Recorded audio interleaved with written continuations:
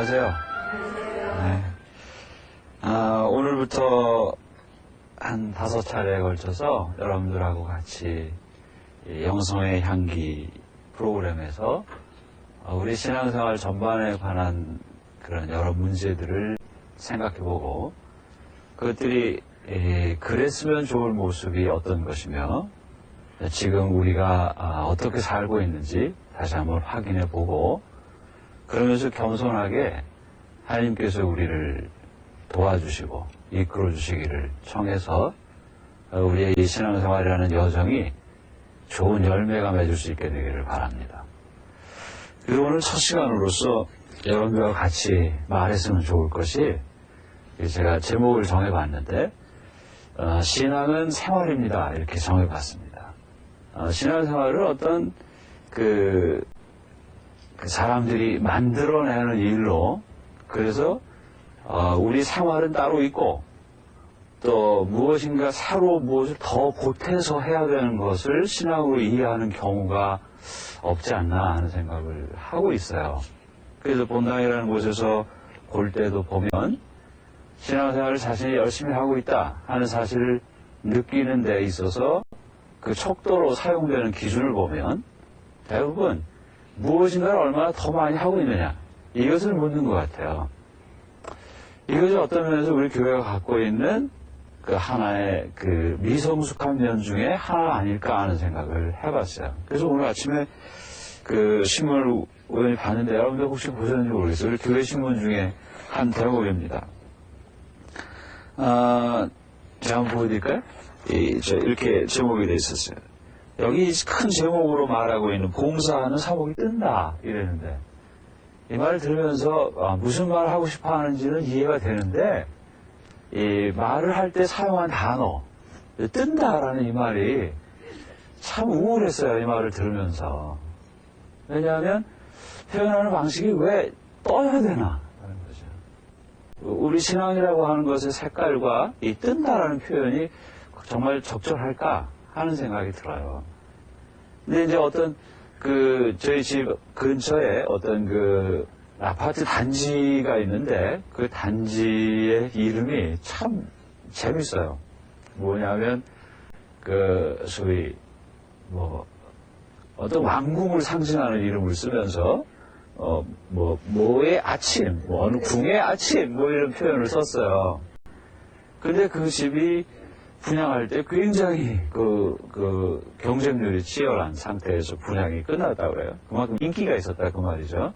소위 이 표현을 빌리면 정말 떴던 거죠, 그게. 근데 거기에 반영된 사람들의 의식을 한번 생각해 보자는 거죠. 뭐냐면 사람들이 다 자기를 드러내고 싶어 한다.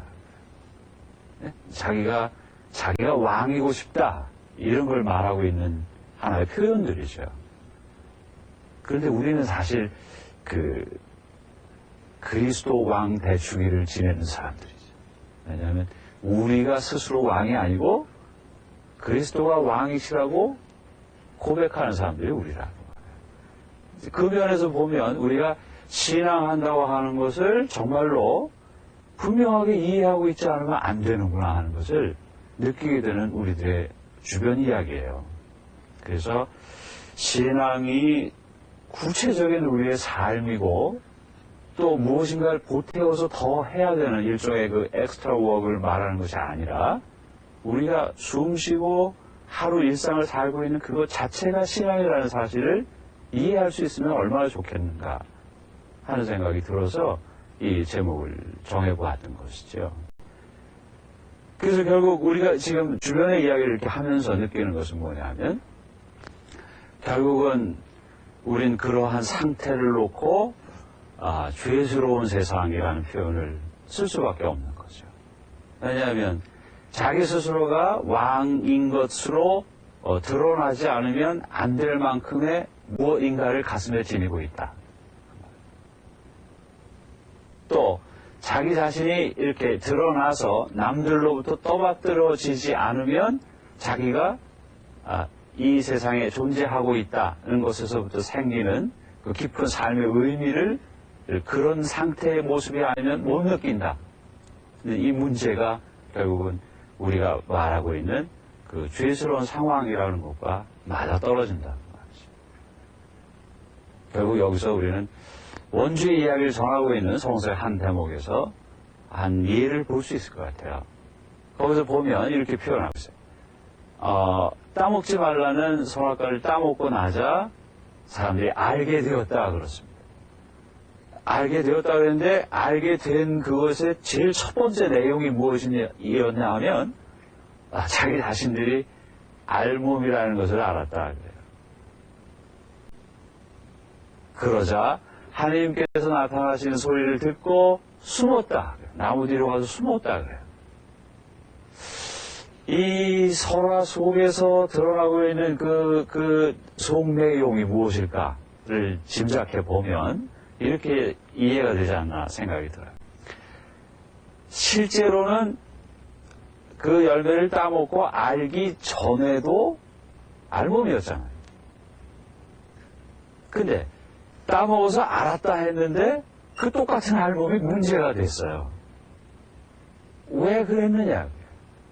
그 문제가 되니까 하나님이 나타나신 소리를 듣자 하나님과 동떨어진 존재로 나무 뒤로 가서 숨더라 그거예요.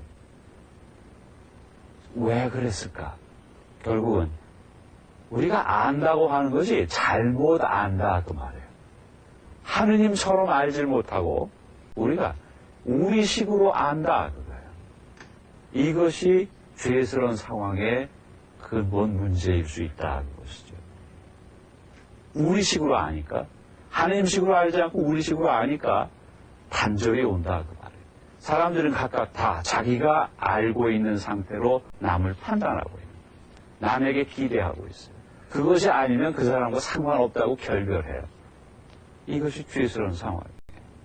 그럼 그렇게까지 해야 될 필요를 왜 느꼈냐면 자기가 알몸이라는 거예요.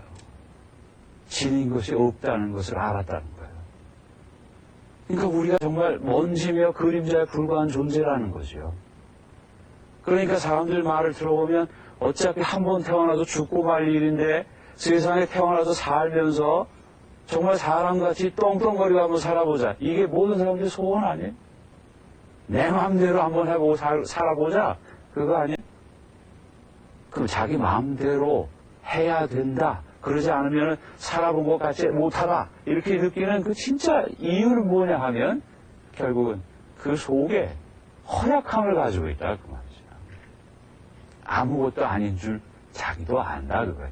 거기서부터 생기는 두려움이 결국은 자기가 스스로 무장해야 되고 그러니까 자기가 남으로부터 도전받고 위협당하지 않으려면 공격해야죠. 그러니까 방어기제를 작동하는 거예요. 말 한마디라도 따뜻하게 하려고 하지 않고 말에 가시를 넣죠. 그래서 그 사람이 자기를 어려워하지 않으면 안 되게 만든단 말이에요. 상황을. 예? 그런 사람을 똑똑한 사람이라 그래요. 자기 단결을 잘하면서 그렇게 사는 사람이라 그래요. 그런데 우리는 여전히 문제를 느끼지 않느냐 그래요. 근데 신앙은 전혀 그것과 달라요. 다르다 그래요. 그 똑같은 삶을 사는 방식이 다르다 그거예요.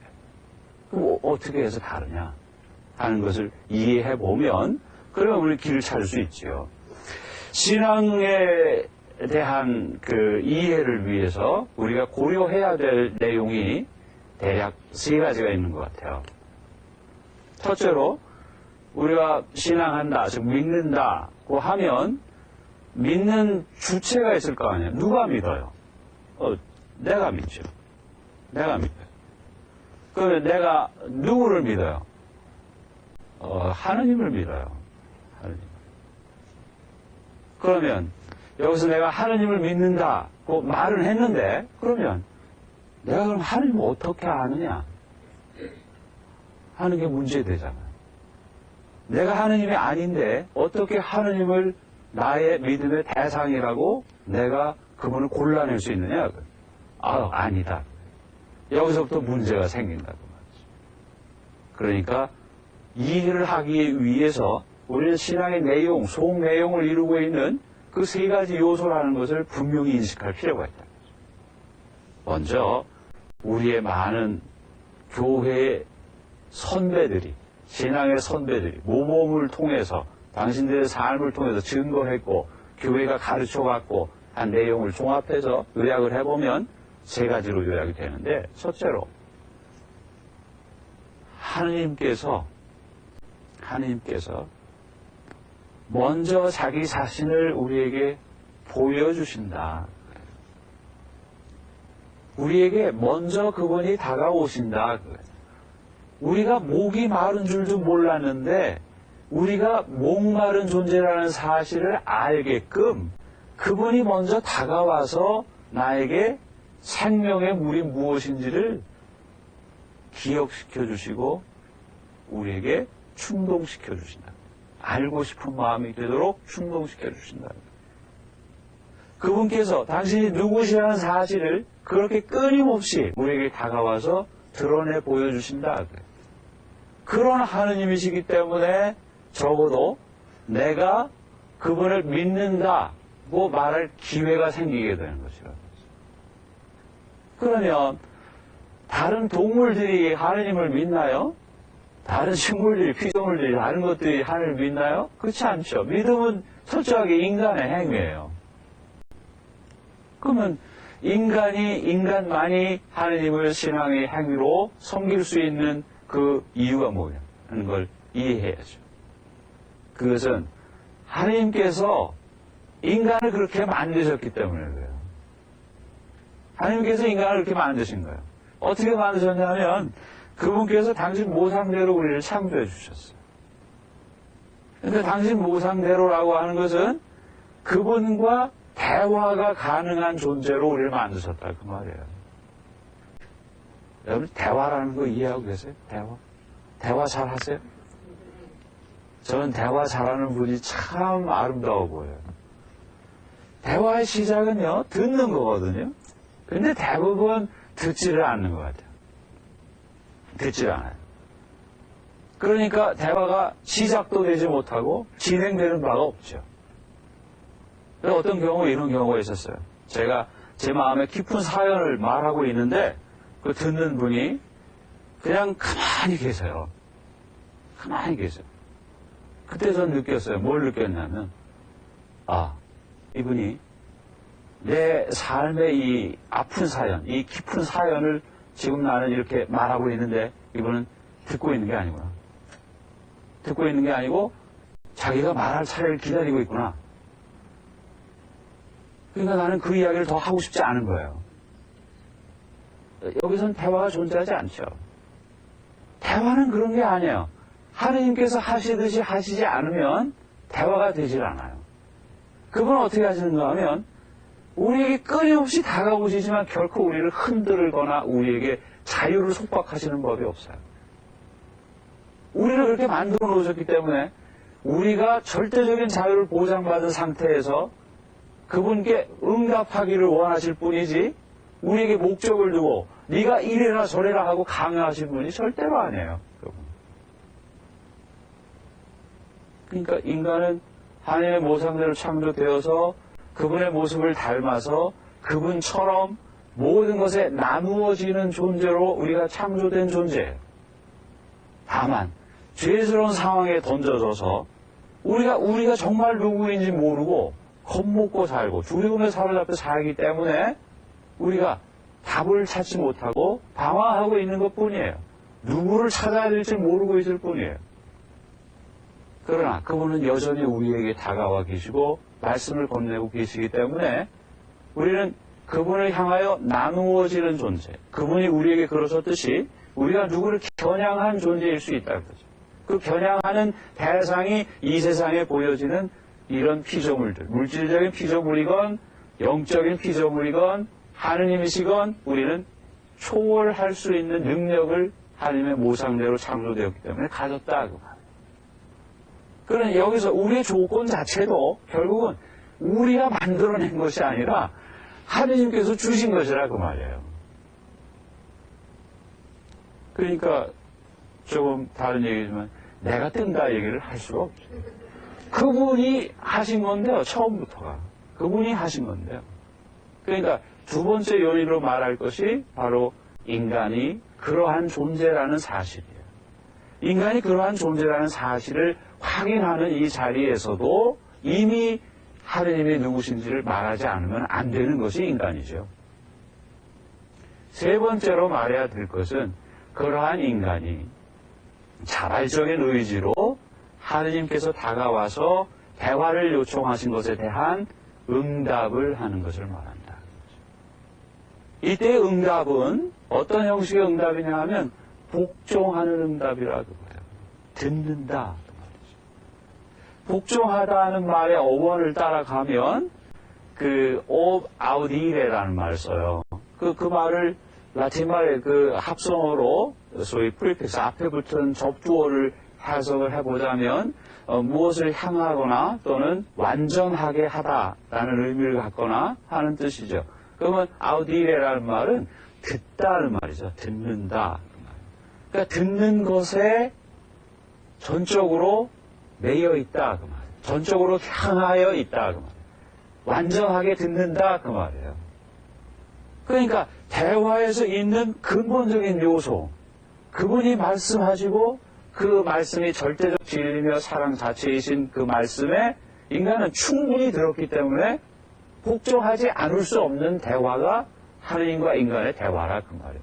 그렇게 된 것으로서 드러나는 인간의 구체적인 행위, 그것이 신앙이다 그 말이죠. 그러니까 그분께 우리는 복종하는 거예요. 그러니까 복종이라는 것은 일종의 굴종이라는 말로 조금 부정적인 색깔로 퇴색하게 이해하고 있으면 문제가 좀 되죠. 그러나 우리 신앙 안에서는 하나님께서 우리 자유를 절대적으로 침해하신 적이 어느 순간에도 없다. 바로 여기서 우리는 정말 깊은 사랑을 느낀다. 정말 무한한 사랑을 끄집어낼 수 있다는 거예요. 그러니까 우리가 자발적으로 그분에게 나아갈 수 있는 능력을 가진 존재로 세상에 태어났다는 것부터가 은총의 시작이었고, 그분이 우리에게 그러한 모습을 드러내 보여주고 나타나 주신다는 것 자체가 은총이고, 그리고 그분에 대하여 내가 알아듣고 말씀을 알아듣고 대답할 수 있게 된 것 자체가 은총이라 그 말이에요. 그러니까 신앙은 은총 중에 이루어지는 그분에게 절대적으로 합하여지는 삶을 사는 생활 양식이라 그 말이에요. 이거 복종이라는 말을 떠올려서 연상시켜 보십시오. 복종한다는 말은 결국은 무슨 말이 됩니까? 결국은 자기가 주도권을 포기하겠다는 뜻 아니에요. 복종한다는 거죠. 그러니까 내 마음대로 흔들어 보겠다. 이걸 난 포기했다 그 말이에요. 그러니까 내가 하루에 아침 식사를 시작하면서 하느님 감사합니다. 왜 감사하냐? 내가 오늘 밤에 어떻게 됐을지 몰랐는데 어젯밤에 지난밤에 그런데 아침에 눈을 뜨게 해주신 이 사이에도 그분이 나에게 나누어지셔서 활동하고 계셨다는 사실을 이해하니까 고맙다 그 말이에요. 그 신앙이니까 따로 뭘 하러 가는 게 아니고요. 그러니까 열심한 신앙인이면 밤샘 기도하러 가요? 따로? 그거 하면 열심한 신앙이에요? 아니죠. 잠이라고 하는 게 인간의 삶에 필요한 부분 아니에요? 그렇죠? 같은 잠을 자요. 같은 식사를 해요. 같은 활동을 해요. 사람을 만나고 뭐 이렇게 여러분들처럼 강의도 들으러 오시고 뭐 해요. 똑같아요. 똑같지만 하는 그 사람의 그 무드가 다르다. 그 속 내용을 이루고 있는 그 마음의 움직임이 다르다 그 말이에요. 그걸로서 구별되는 것이지 무엇인가를 더 많이 하는 것을 의미하지 않는다 그 말이에요. 그런데 사람들이 많이 오해하죠. 그래서 부자 청년의 예가 가장 좋은 예예요. 성서에서. 어떤 부자 청년이 예수님께 찾아와서 뭐라고 여쭤봅니까? 선생님, 제가 어떻게 하면 영원한 생명을 얻겠습니까? 이렇게 얘기를 해요. 그러니까 예수님 보시기에 얼마나 신통해 보였겠어요. 젊은 사람이 영원한 생명을 운운하면서 그렇게 얘기를 하니까 그래 그러면 십계명을 주 나열하시면서 그렇게 해라 그랬더니 이 사람 얘기가 그런 것들은 이미 다 지켰습니다. 이러는 거예요. 주님이 가만히 보시니까 그분은 꿰뚫어 보시지 못하는 게 없잖아요. 그러니까 무엇인가 사로잡혀 있다 그거예요. 그래서 네가 가진 걸 다 팔아서 가난한 사람들이 나눠줘라 그랬어요. 그랬더니 이 사람이 떠나갔다 그랬는데 성서저자가 뭐라고 거기 보태어 썼는가 하면 재산이 많았기 때문에 슬픈 표정으로 돌아갔다 그 말이에요. 네? 그러면 그 사람이 운운했던 영생을 얻기 위하여 라고 말한 것은 도대체 어떤 마음가짐으로 그렇게 말을 했느냐 그거죠. 신앙생활이 일종의 첨가된 어떤 것을 더 할 수 있는 자기 능력의 과시로 생각한 거예요. 네? 뭘 더 할 수 있다 그거예요. 그런 것들은 이미 다 할 수 있고 그것 말고 뭘 더 하면 됩니까? 나는 이만큼 돈도 있고 할 만한 시간도 있고 나는 할 수 있습니다. 이거 아니에요. 근데 우리 교회를 한번 짐작해 보십시오. 얼마 전에 몇 년 전인가 우리 교회를 친당하면서 그런 얘기 했어요. 뭐 중산층의 교회가 됐네 뭐 어쩌네 하면서 그래서 가난한 사람들이 다 떠나갔다 이런 얘기 한 적이 있죠. 그럼 거기서 뭘 읽어볼 수 있어요? 지금 우리 많은 교우들이 많은 성직자들이 많은 수도자들이 우리 교회를 이루고 있는 구성원들이 우리 교회 안에서 신앙생활하러 일하고 하는 것을 어떤 정형으로 찍어놓고 있지 않느냐 그거예요. 어떤 틀 속에 신앙생활이라는 것을 담아놓고 있지 않느냐 그거죠. 그러면 신자가 내가 신앙생활을 만족스럽게 하고 있다고 느끼는 척도로서 서로가 공감대로 이해하고 있는 어떤 틀이 이미 만들어져 버리지 않았냐 그거죠. 그러면 어떻게 하면 돼요? 단체를 한두 개 정도 들어가서 그 단체 회원들이 움직이는 대로 뭐 좋은 일 하자 그러면 주머니 열어서 주저하지 않고 회비라는 것도 좀 적당히 낼 수 있고 언제 모여라 그러면 언제든지 모일 수 있는 시간도 있어야 되겠고 또 어디를 가자 그러는데 저 대중교통수단을 이용해서 여러 명이 다니기는 어려우니까 그럼 자가용이 있으면 좋겠다. 그러면 그런 사람들이 모인다. 그러면 벌써 무엇으로 신앙이라고 하는 것이 어떤 틀을 갖기 시작하지 않았냐 그거예요. 그럼 그런 여유 있는 사람들이 무엇인가 더 할 수 있는 것 그걸 하면 자기가 신앙생활을 잘하고 있다고 느낄 수 있는 어떤 틀이 만들어져 버렸다면 그렇다면 우리가 정말로 이해해야 되는 신앙과는 너무 동떨어지지 않았나 하는 것을 보게 된다는 것이죠. 그렇지 않죠. 그렇지 않아요. 무언가를 더 하는 게 아니에요. 그러니까 신앙의 모범으로 우리에게 제시되는 여러 성인들, 특별히 아브라함이라든가 마리아, 성모님 같은 경우가 가장 좋은 예죠. 아브라함의 이야기는 너무나 유명하니까 다 아실 거예요. 아브라함더러 하나님께서 말씀하시잖아요. 아브라함의 소원, 즉 자손이 없다고요. 자손이 많아지길 원한다고요. 자기 대가 끊겼다고. 그 절박한 사실에 대해서 아브라함에게 하나님께서는 건네셨어요, 말씀을. 내 소원을 들어주겠다. 내 소원을 들어주겠다. 어떻게 하면? 떠나라. 근데 어디로 떠나요? 모르잖아요. 근데 떠나요, 아브라함이. 근데 떠나요. 떠나라는 말씀을 듣는 태도로서 떠난 거예요. 그러니까 그 떠나는 행위는 이례적인 행위가 아니죠. 지속적으로 떠나는 거예요.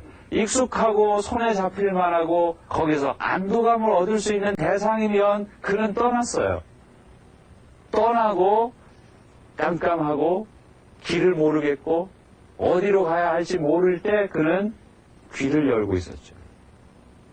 하나님께요. 그분이 말씀하시길 기다리면서 이끌어 주시길 기다리면서 이끌어 주시는 곳으로 그는 끊임없이 떠나간 거예요. 신앙은 그렇다 그 말이에요. 신앙은 그런 것이다 그 말이에요. 성모님의 경우가 그러한 신앙의 태도에 가장 그 극치를 이루는 완전한 모델이시죠. 그분의 태도가. 그분은 성령께서 활동하셔서 생길 일, 즉 그리스도를 당신 몸에 잉태하신다. 말씀이 육화될 때 그 성모님의胎을 이용하신다는 이 엄청난 사건 앞에서 그분은 이해하셨다. 이해하셨다. 여기서 이 절대적인 복종이라고 합니다. 이것이 결국은 신앙생활의 핵심이다 하는 사실을 우리에게 보여주는 대목이라는 거죠. 그래서 우리가 그러한 그 신앙생활의 가장 중요한 뼈대를 이루는 부분들을 올바로 이해하고 그것을 우리 삶에 구체적으로 살도록 하기 위하여, 살아내기 위하여 우리가 노력해야 돼요. 그 노력해야 되는데 그 노력할 때에 방법이 뭐가 있겠느냐 하는 거죠.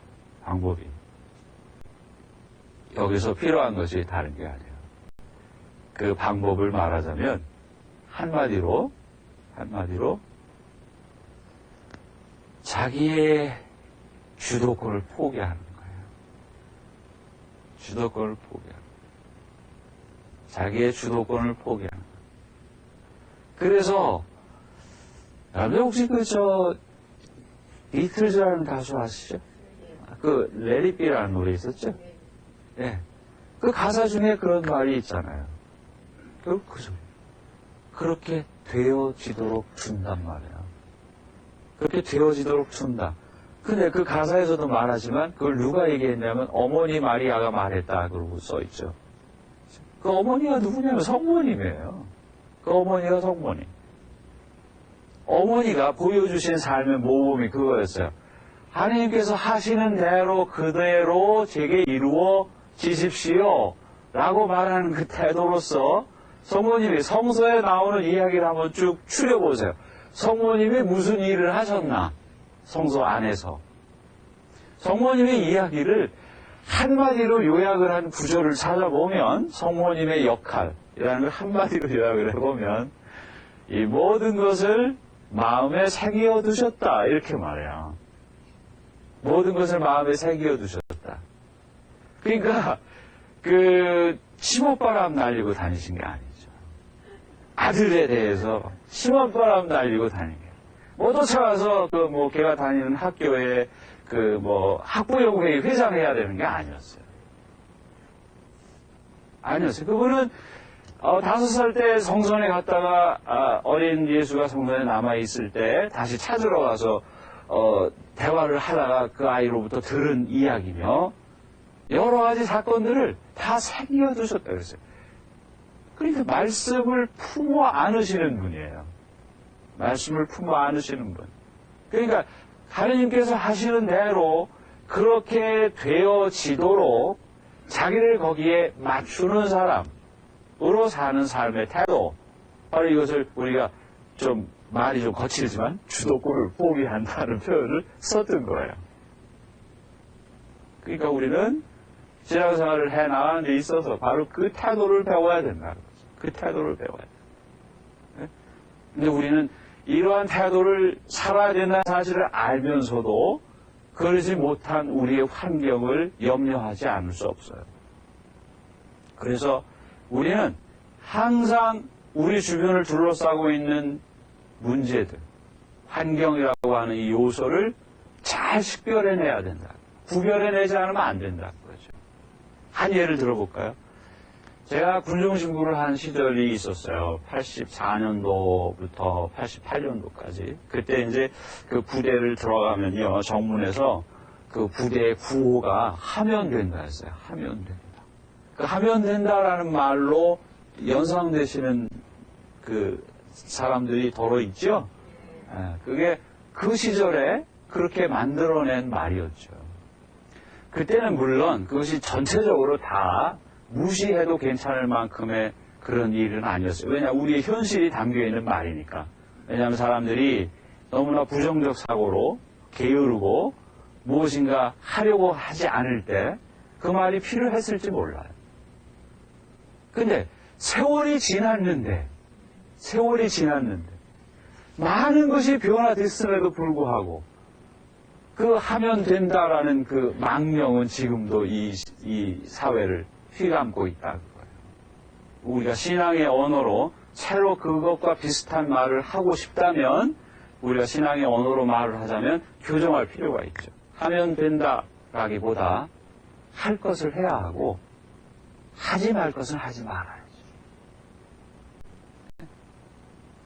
그럼 할 것이 무엇이고 하지 말아야 할 것이 무엇인지 알아야 될 거 아니에요. 그죠? 그 아는 길이 어디 있느냐 하면 아는 길은 듣는 것에 있다. 그걸 아는 것이 우리식으로 알면 또 잘못하는 거예요. 우리식으로 알면 또 잘못하는 거예요. 우리가 얼마나 바보 같은지 아세요? 저도 자주 그런 걸 느껴요. 제가 얼마나 무식한지를 제가 알아요. 왜냐하면 어느 날 신문을 보거나 또는 잡지를 보거나 하면서 거기서 뭐 어떤 단어나 또 새로운 어떤 그 기술적인 용어나 이런 것을 하나 보잖아요. 그럼 그전엔 몰랐었어요. 그런데 그 말을 하나 보고 나죠? 그러면 그 다음날부터 그 글자가 왜 이렇게 많이 보이나 몰라요. 그 전에도 그 글자가 그 거리의 간판에 쓰여 있고 저기저기 있었던 거예요. 근데 내가 그걸 모르고 있었어요. 그러니까 그게 내 눈에 들어오지도 않았던 거예요. 근데 내가 어느 날 내가 잡지를 봤다고 하는 또 신문을 봤다고 하는 그 사실을 통해서 확인된 그것이 머릿속에 인식이 되니까 이제 그다음부터는 그걸로 찍어보는 거예요, 이제. 그러면 뭔가 새로운 게 있으면 혹시 그거 아니야? 라고 그걸 대입해서 보려고 한다, 그 말이에요. 그러니 얼마나 바보 같아요? 얼마나 바보 같아요? 그러니 우리가 그래서 속는 일이 얼마나 많으냐 하는 사실을 볼 수가 있다, 그 말이에요. 그러면 이것을 극복하는 방법이 뭐냐, 도대체. 그건 다른 게 아니에요. 우리에게 모범이 되어주셨던 분들이 보여주신 것과 똑같이 그분의 말씀에 귀를 기울이고 복종하는 것이죠. 그분의 말씀에 귀를 기울여서 말씀하시는 속 내용이 무엇인지 가장 완전하고 가장 깊이 이해해야 된다.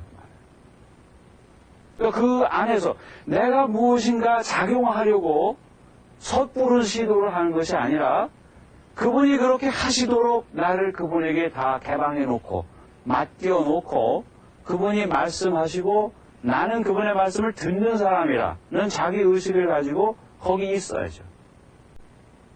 그래서 기도하는 자리에 머물러야 하는 거예요. 기도하는 자리에 머물러야 돼요. 그 기도는 어떻게 하느냐? 기도는 정말로 그 마음의 자리로 기도하는 거예요. 마음의 자리에서 기도하는 거예요. 기도는 머리로 하는 게 아니에요. 기도는 감정으로 하는 게 아니에요. 기도는 그야말로 마음으로 해야 돼요. 마음이라고 하는 장소는 사막이에요. 사막이에요. 광야, 하느님을 만나는 장소라 그러죠. 그 광야가 왜 하느님을 만나는 장소겠어요? 광야니 사막이니 하는 정서적인 표현들 이런 것들을 추적해보면 그곳은 사실은 우리 눈에는 하느님이 보이시는 장소라기보다 마귀들이 들끓는 장소예요. 광야. 황량하죠. 유혹받는 장소예요, 거기는. 예수께서 유혹받으셨어요, 광야에서. 왜 광야에 유혹을 받으러 가세요? 거기 유혹이 존재하니까요. 거기에 온갖 잡념들이 들끓으니까. 그 황량함 속에 거기에 그 좋지 않은 것들이 거기에서 그 두려움의 내용이 되는 것들이 사람들이 상상해내고 투사해내는 자기들이 갖고 있는 자기 속 마음에서부터 느끼는 두려움을 투사하는 대상이 될 수 있는 장소 바로 그곳이 광야란 말이에요. 근데 거기서 어떻게 하느님 체험으로 옮겨가시느냐 하면 간단했어요. 아니다. 아니다. 아니다. 부정하셨죠. 그것이 아니다. 아닌 건 아니다.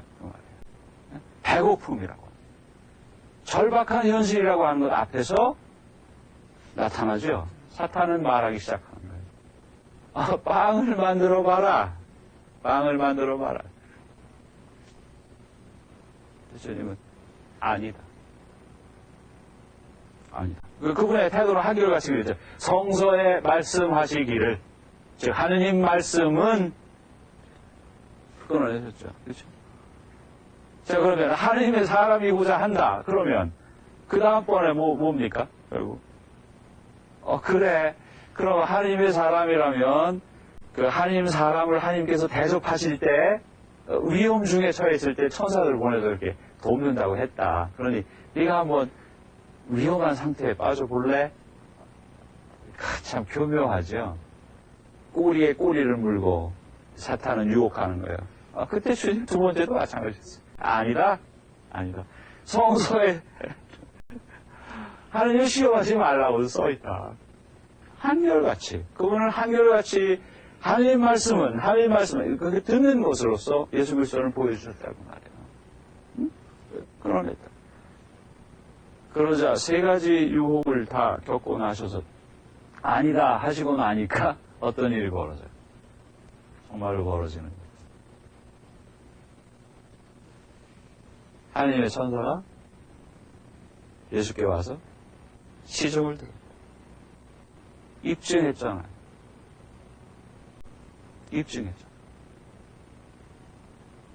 그러니까 바로 그 황량함 속에서 유혹을 걷어치우고 나니까 하느님 체험에 이르더라 그 말이죠. 그렇죠? 우리들의 마음이 바로 그곳이에요.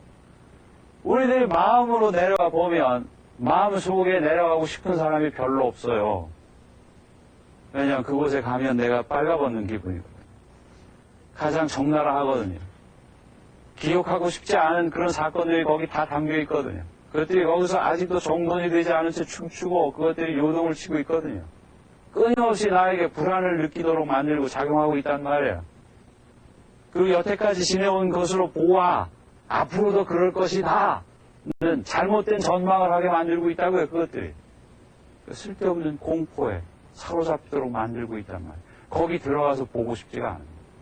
그러니까 우리가 하느님을 만나고 싶지 않아서가 아니라 우리가 마음으로 못 내려가는 이유는 정말 그러고 싶지 않은 내 모습과 대면해서 바로 그 유혹을 견뎌내야 되니까 가고 싶지 않은 거예요. 안 가죠. 그래서 기도하러 안 가요. 그러니까 차라리 사람들이 많이 모여서 입으로 중얼중얼하는 기도, 거기 가서 다시 덩달아서 이렇게 하는 게 더 쉽단 말이에요.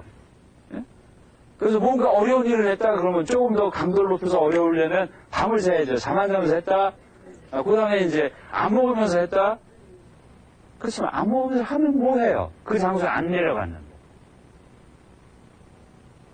중요한 요점은 거기. 그러니까 마음에 내려가서 바로 내 현실이라고 하는 거. 내 삶이라고 하는 것이 뿌리를 내리고 있는 바로 그곳에 내려가서 거기서 들여다봐야죠. 그리고 그것과 부딪히고 있는 것에 더 하나님께서 나에게 건너오시면서 말씀하시는 소리를 듣는 것이죠. 듣기 위하여 할 일은 구별해내는 일을 합니다. 아니다. 그러나 우리가 하나님을 만나는 장소는 저기가 아니라 현실이라.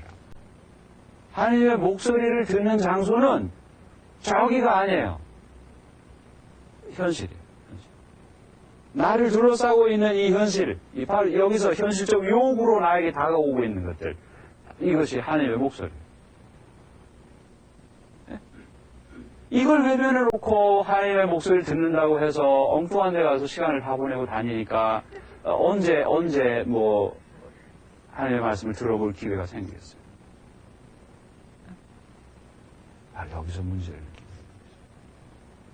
그래서 우리는 신앙을 올바로 이해하고 거기에 문제로 되고 있는 것을 해결하기 위한 올바른 처방대로 우리가 교정되어야 되겠다. 네? 우리가 교정되어야 되겠다. 그래서 이렇게 정리하면 어떨까 싶어요. 신앙생활이라고 하는 것은 무엇인가를 따로 더 해야 되는 그런 첨가된 작업을 더 하는 것을 말하지 않고 우리 삶 자체의 질을 바꿔내는 것이다. 삶 자체의 질을 바꿔내는 것이다.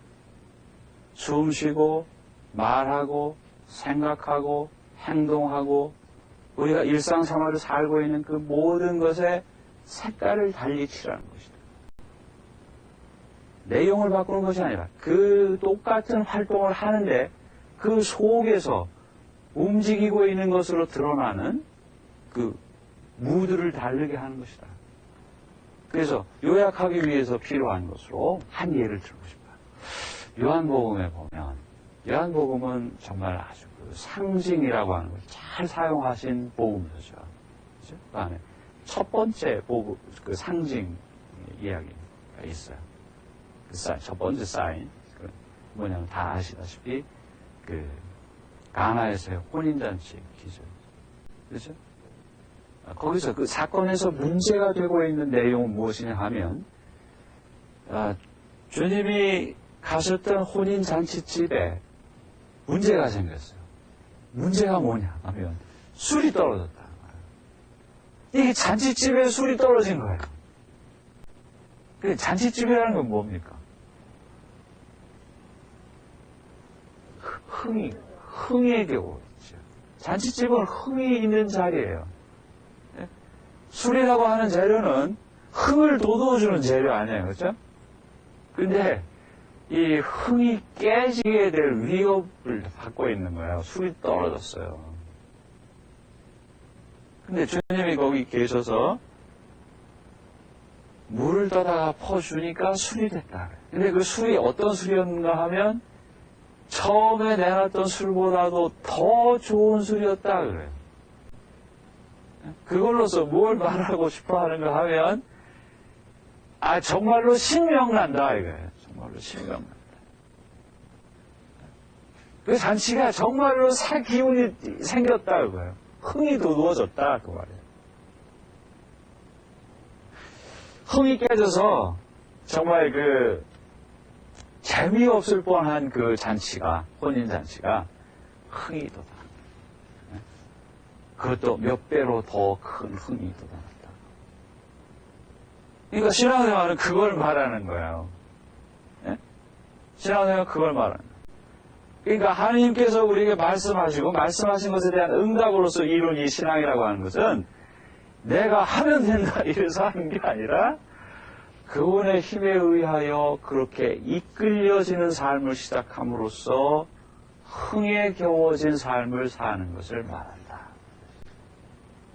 그러니까 무엇인가를 새로 더 해야 되는 것도 아니고 고된 작업을 더 할 수 있는 능력을 갖고 있어서가 아니고 또 돈을 많이 가지고 있어서 여러 사람한테 뭐 자선사업을 하듯이 나누어줘도 괜찮을 만큼의 재력을 갖고 있다는 걸 과시하기 위해서도 아니고 이 신앙생활은 전혀 다르게 똑같은 삶을 살면서도 세상 사람들과 똑같은 삶을 살면서도 그 사람들은 두려움에 사로잡혀서 자기를 방어하기 위해서 힘을 이용해야 되잖아요. 그러니 권력을 차지해야 되고 돈을 지내야 되고 건강해야 되고 하니까 그걸로 자기를 무장해서 자기 집안 단돈을 잘해야 되고 이걸로 자기는 이 세상을 산다.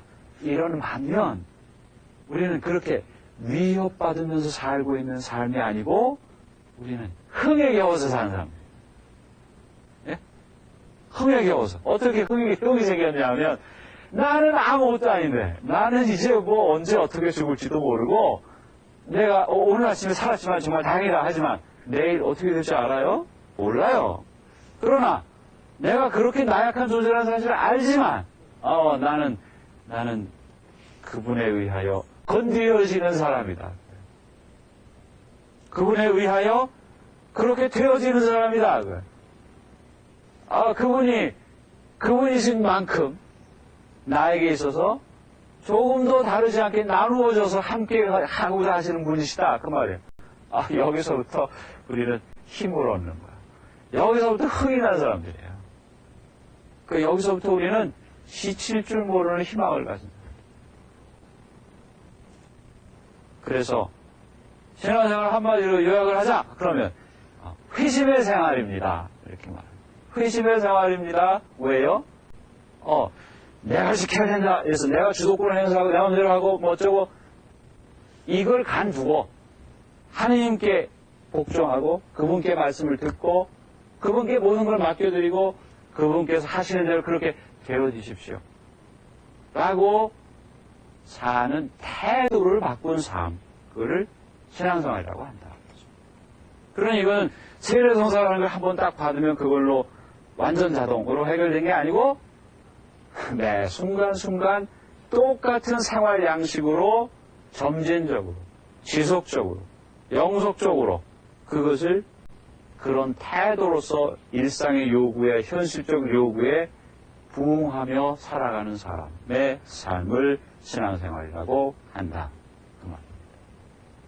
그래서 제가 별로 많이 알고 있지 못하지만 짧은 소개이지만 우리에게 정말 필요하다고 느껴진 부분들에 대해서 여러분들하고 같이 이야기를 나눴어요.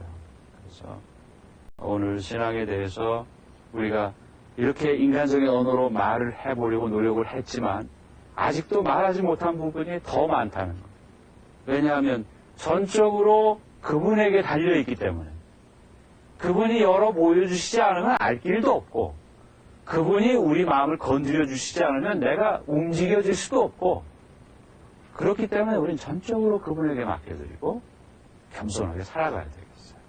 영광이 성부와 성자와 성령께 지시하신 영원히 아멘. 성부와 성자와 성령의 이름으로 아멘.